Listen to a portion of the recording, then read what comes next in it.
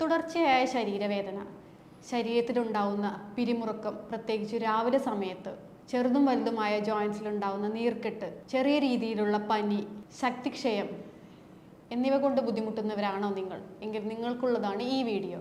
ഞാൻ doctor Lasima Sadiq, Basil homeo hospital, Pandikkad, Malappuram ജില്ല.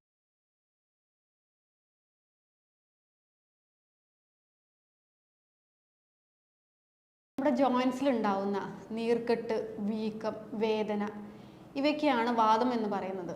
സാധാരണ രീതിയിൽ ഒരുപാട് വെറൈറ്റീസ് ഉണ്ട് വാദത്തിൽ, എങ്കിൽ കൂടി പ്രധാനമായിട്ടും 3 എണ്ണമാണുള്ളത്. ഇതിൽ പ്രധാനപ്പെട്ട ഒന്നാണ് ഓസ്റ്റിയോ ആർത്രൈറ്റിസ് എന്ന് പറയുന്നത്, അതായത് സന്ധിവാദം. ഇതൊരു ഡീജനറേറ്റീവ് ആർത്രൈറ്റിസ് ആണ്. ഇത് കൂടാണ്ട് തന്നെ 2 ജോയിൻസിൻ്റെ ഇടയിലുള്ള ഗ്യാപ്പ് കുറയും. അപ്പോൾ നമ്മൾ മൂവ്മെൻറ്റ് ചെയ്യുന്ന സമയത്ത് ഫ്രിക്ഷൻ കൂടി വേദനയും നീർക്കെട്ടും വരാം. സിമ്പിളായിട്ട് പറഞ്ഞാൽ OA, അതല്ലെങ്കിൽ സന്ധിവാദം എന്ന് പറയുന്നത്. ഇത് കാര്യമായിട്ട് നമ്മുടെ വലിയ ജോയിൻസിനെയാണ് ബാധിക്കുന്നത്. അതായത് നമ്മുടെ ഹിപ്പ് ജോയിൻറ്റ്, ഇടുപ്പിലുള്ള ജോയിൻസിനെ ബാധിക്കാം, അതല്ലെങ്കിൽ മുട്ടിനെ ബാധിക്കാം. പക്ഷേ ചില കേസുകളിൽ നമ്മുടെ കഴുത്തിനെ ബാധിക്കാം. അതിന് നമ്മൾ സെർവൈക്കൽ സ്പോണ്ടൈലോസിസ് എന്ന് പറയും. ഇത് തന്നെ നമ്മുടെ നടുവിനെയാണ് ബാധിക്കുന്നത് എങ്കിൽ ലംബാർ സ്പോണ്ടൈലോസിസ് എന്നും, അതുമല്ല ചില കേസിൽ നമ്മുടെ കൈകളെ ബാധിക്കാം. അതിനെ ഹാൻഡ് ഓസ്റ്റിയോ ആർത്രൈറ്റിസ് എന്നും പറയും. ഇതിൽ രണ്ടാമത്തെ വിഭാഗമാണ് രക്തവാദം, അതല്ലെങ്കിൽ ഗൗട്ട് ആർത്രൈറ്റിസ് എന്ന് പറയുന്നത്. ഈ ഒരു രക്തവാദത്തിൽ നമുക്ക് വേദന, അതല്ലെങ്കിൽ നീര്, ചുട്ടുനീറ്റൽ, ചുവപ്പ് എല്ലാം കാണാൻ സാധിക്കാറുണ്ട്. ഇനി നമ്മൾ പറയാൻ പോകുന്നത് റുമറ്റോയ്ഡ് ആർത്രൈറ്റിസ് അല്ലെങ്കിൽ ആമവാദം എന്നൊരു ടോപ്പിക്കിനെ കുറിച്ചാണ്. പണ്ട് കാലങ്ങളിൽ ഒരു 50 വയസ്സിന് ശേഷം കണ്ടുവന്നിരുന്ന ഒരു അവസ്ഥ ഇപ്പോൾ അത് ഒരു ചെറുപ്പക്കാരിൽ വരെ കണ്ടുവരുന്നു. അതാണ് റുമറ്റോയ്ഡ് ആർത്രൈറ്റിസ്. എന്താണ് റുമറ്റോയ്ഡ് ആർത്രൈറ്റിസ്? നമ്മുടെ ശരീരത്തിലെ ആരോഗ്യ വ്യവസ്ഥ, നമ്മുടെ ശരീരത്തിലെ തന്നെ കോശങ്ങളെ ആക്രമിക്കും. അതാണ് റുമറ്റോയ്ഡ് ആർത്രൈറ്റിസ് എന്ന് പറയുന്നത്. സിമ്പിളായിട്ട് പറഞ്ഞാൽ, നമ്മൾ സാധാരണ വീട്ടിലൊരു കാവൽക്കാരനെ നിയമിച്ചാൽ അവരുടെ ജോലി എന്തായിരിക്കും?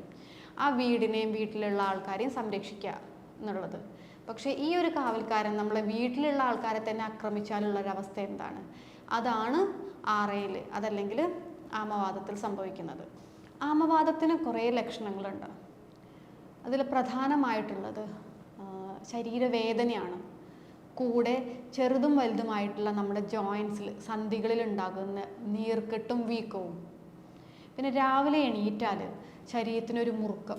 അതായത് ചില പേഷ്യൻസ് പറയാറുണ്ട്, ഡോക്ടറെ രാവിലെ എണീറ്റ് കഴിഞ്ഞാൽ കാല് നിലത്ത് കുത്താൻ പറ്റാത്തത്ര ബുദ്ധിമുട്ടുണ്ട്.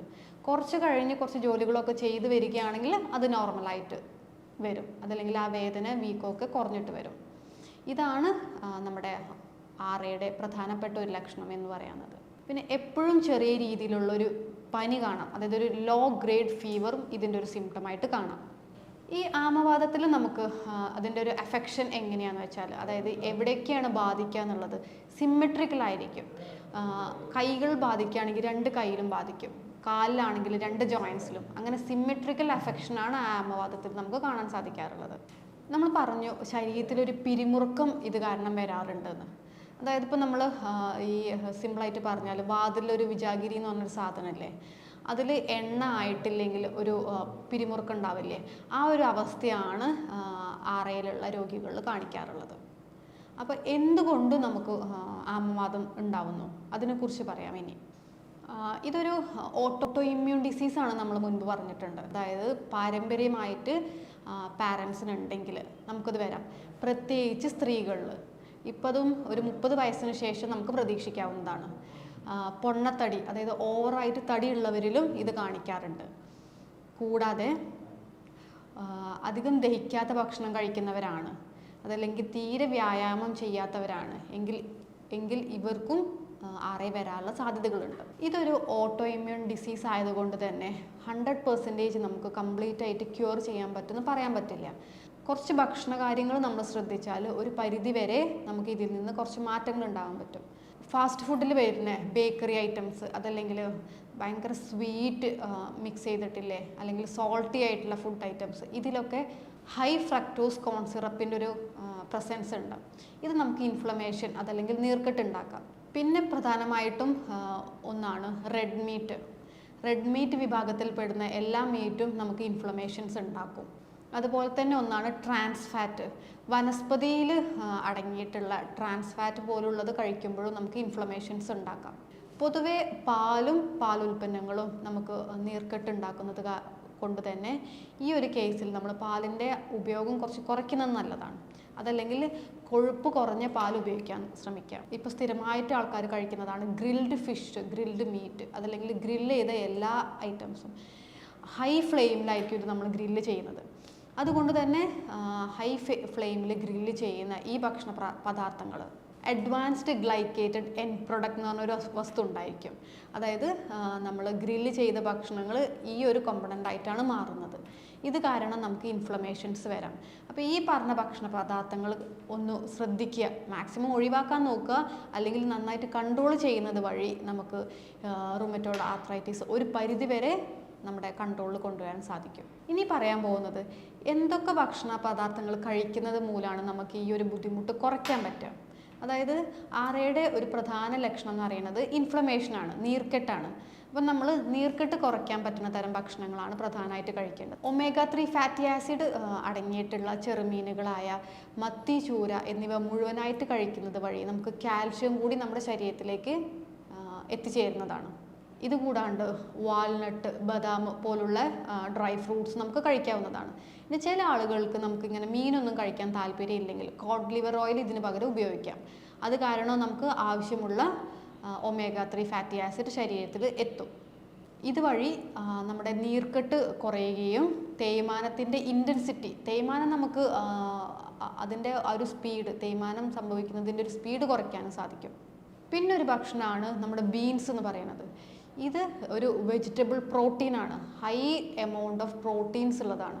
ബീൻസ് വിഭാഗത്തിൽ പെടുന്ന ചതുരപ്പയർ, അതല്ലെങ്കിൽ വാളൻ പയർ, തുവരപ്പയർ ഇവയെല്ലാം നമുക്ക് കഴിക്കാവുന്നതാണ്. വീക്ക്ലി ഒരു 3-4 തവണ കഴിക്കുന്നത് മൂലം നല്ല രീതിയിലുള്ള പ്രോട്ടീൻ നമ്മുടെ ശരീരത്തിൽ എത്തിച്ചേരുകയും ഇതുവഴി നമ്മുടെ മസിൽ സ്ട്രെങ്ത് കൂട്ടാൻ സഹായിക്കുകയും ചെയ്യും. സാധാരണ രീതിയിൽ ഈ ആർത്രൈറ്റിസിലുള്ള ആളുകളിൽ സി റിയാക്റ്റീവ് പ്രോട്ടീൻ്റെ അളവ് കൂടുതലായിരിക്കും.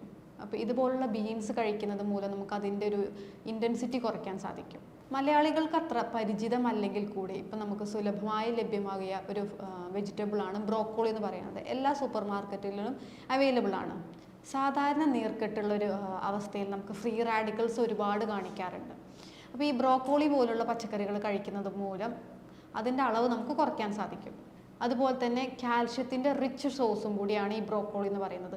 വൈറ്റമിൻ എ, സി, കെ ഒക്കെ നല്ല അളവിൽ ബ്രോക്കോളിയിൽ നമുക്ക് കാണാൻ സാധിക്കും. പണ്ട് മുതലേ നമ്മൾ കേട്ട് വരുന്നതാണ് നമ്മുടെ നീർക്കെട്ട് കുറയ്ക്കാൻ വേണ്ടിയിട്ട് ഇഞ്ചി, വെളുത്തുള്ളിയൊക്കെ കഴിക്കുക എന്നുള്ളത്. ഇഞ്ചി, വെളുത്തുള്ളിയും നമ്മൾ ഭക്ഷണത്തിൽ ധാരാളമായിട്ട് ഉൾപ്പെടുത്തുന്നത് വഴി നമുക്ക് നീർക്കെട്ട് ഒരു പരിധിവരെ കുറയ്ക്കാൻ പറ്റും. എപ്പോഴും അത് ഭക്ഷണശേഷം കഴിക്കാൻ നോക്കുക, ശ്രമിക്കുക. വെറും വയറ്റിൽ കഴിച്ചാൽ നമുക്ക് ഗ്യാസ്ട്രിക് അൾസർ പോലുള്ള പ്രശ്നങ്ങൾ ചില ആളുകളിൽ വരാം, പ്രത്യേകിച്ച് കുറച്ച് പ്രായമായവരിൽ വരാൻ സാധ്യതയുണ്ട്. അപ്പം ഭക്ഷണശേഷം അതല്ലെങ്കിൽ നമ്മുടെ ഭക്ഷണത്തിൻ്റെ കൂടെയോ കഴിക്കാൻ ശ്രമിക്കുക. ഇഞ്ചിയിൽ ജിഞ്ചറോൾ എന്ന് പറയുന്നതും അതുപോലെ തന്നെ മഞ്ഞളിൽ കുർക്കുമിൻ പറയുന്ന ഒരു കണ്ടൻറ്റുമാണ് നമ്മുടെ ഇൻഫ്ലമേഷനെ, നീർക്കെട്ടിനെ ഒഴിവാക്കുന്നത്. അതുപോലെ തന്നെ നമ്മൾ ഇപ്പോൾ സ്ഥിരമായിട്ട് ഒരുപാട് പേര് ഉപയോഗിക്കുന്നതാണ് ഗ്രീൻ ടീ. ചായയിലുള്ള മധുരം, അതായത് ചായ ഉപയോഗിക്കുമ്പോൾ ഉണ്ടാവുന്ന മധുരം കുറയ്ക്കാൻ വേണ്ടിയിട്ടും ഹെൽത്തി ആയ ഒരു പാനീയം എന്നുള്ള രീതിക്കും ഗ്രീൻ ടീ നമുക്ക് ധാരാളമായിട്ട് ഉപയോഗിക്കാം. ഈ ഗ്രീൻ ടീയിലുള്ള പോളിഫിനോൾസ് എന്ന് പറഞ്ഞാൽ ആൻറ്റി ഓക്സിഡൻറ്റ് നമ്മുടെ കാർട്ടിലേജിൻ്റെ സ്ട്രെങ്ത് കൂട്ടും. അപ്പം റുമറ്റോയ്ഡ് ആർത്രൈറ്റിസിൻ്റെ ഒരു പ്രധാന ലക്ഷണം നീർക്കെട്ടാണെന്ന് നമ്മൾ പറഞ്ഞു. ഈ റുമറ്റോയ്ഡ് ആർത്രൈറ്റിസിൻ്റെ ഒരു പ്രധാന ലക്ഷണം എന്ന് പറയുന്നത് നീർക്കെട്ടാണ്. ഈ നീർക്കെട്ട് കുറയ്ക്കാൻ വേണ്ടിയിട്ട് വീട്ടിൽ തന്നെ ചെയ്യാൻ പറ്റുന്ന 1-2 കാര്യങ്ങൾ പറഞ്ഞു തരാം. നമ്മുടെ വീടുകളിൽ ധാരാളമായിട്ട് കണ്ടുവരുന്ന ഒന്നാണ് ഉലുവ. ഈ ഉലുവ കുറച്ചെടുത്ത് വറുത്ത് പൊടിച്ചിട്ട് കർപ്പൂരാതി തൈലത്തിൽ മിക്സ് ചെയ്തിട്ട് എവിടെയാണോ നീർക്കെട്ടുള്ളത് ആ ഭാഗത്തൊരു 45 മുതൽ 1 മണിക്കൂർ വരെ തേച്ച് പിടിപ്പിക്കുക. ഇങ്ങനെ സ്ഥിരമായി ദിവസത്തിൽ 1 തവണയെങ്കിലും 15 ദിവസത്തേക്ക് ചെയ്യുകയാണെങ്കിൽ നീർക്കെട്ട് നമുക്ക് ഒരു പരിധിവരെ കുറയ്ക്കാൻ പറ്റും. നീർക്കെട്ട് മാത്രമല്ല, അത് കാരണം ഉണ്ടാവുന്ന വേദനയും സ്റ്റിഫ്നെസ്സൊക്കെ നമുക്ക് ഇത് ചെയ്യുന്നത് വഴി കുറയ്ക്കാൻ പറ്റും. ഇത് കുറച്ചും കൂടി എഫക്റ്റീവ് ആവാൻ വേണ്ടിയിട്ട് നമുക്ക് ഇത് ചെയ്യുന്നതിന് തൊട്ട് മുൻപ് കുറച്ച് ചൂടുവെള്ളം എടുത്തിട്ട് അതിൽ കല്ലുപ്പിട്ടിട്ട് ആവി പിടിക്കുന്നത്, അതായത് എവിടെയാണോ വേദന ഉള്ളത് ആ ഭാഗത്ത് ആവി പിടിക്കുന്നത് നല്ലതാണ്.